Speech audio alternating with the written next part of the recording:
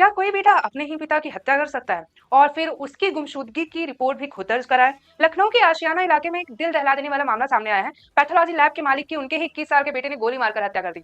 हत्या के बाद शव के टुकड़े किए गए और नीले ड्रम में भर दिया गया। सबसे चौंकाने वाली बात क्या थी? आरोपी बेटे ने खुद ही पिता की गुमशुदगी की रिपोर्ट दर्ज कराई और कई दिनों तक पुलिस की गुमराह करता रहा। लेकिन पूछताछ में सच सामने आ गया और घर में ड्रम में रखा शव बरामद हुआ। क्या एक बेटा इतना बेरहम हो सकता है कि अपने ही पिता को कसाई की तरह काट डाले? राजधानी लखनऊ से सामने आई इस वारदात ने हर किसी को सन्न कर दिया। 21 साल के इकलौते बेटे ने अपने पैथोलॉजी लैब संचालक पिता को गोली मार दी और इतने में ही वो रुका नहीं, बहन के सामने ही आरी से शव के टुकड़े टुकड़े कर दिए। धड़ को नीले ड्रम में भरा, सिर को कार में रखकर करीब 21 किलोमीटर दूर फेंक कर आया और हाथ पैर काकोरी इलाके में ठिकाने लगा दिए। खून से सना बिस्तर आमोसी में जलाया और पड़ोसियों को गुमराह करते हुए आत्महत्या की कहानी गढ़ दी। 3 दिन बाद खुद ही गुमशुदगी दर्ज कराने थाने पहुंचा, लेकिन पुलिस की सख्ती में सच उगल बैठा। मां को 9 साल पहले खो चुकी बहन ने भाई की हैवानियत अपनी आंखों से देखी, मगर डर के साए में चुप रही, क्योंकि उसी भाई ने उस बहन को मुंह खोलने पर जान से मारने की धमकी भी दी थी। ये घटना सिर्फ एक हत्या ही नहीं, रिश्तों के कत्ल की खौफनाक दास्तान है।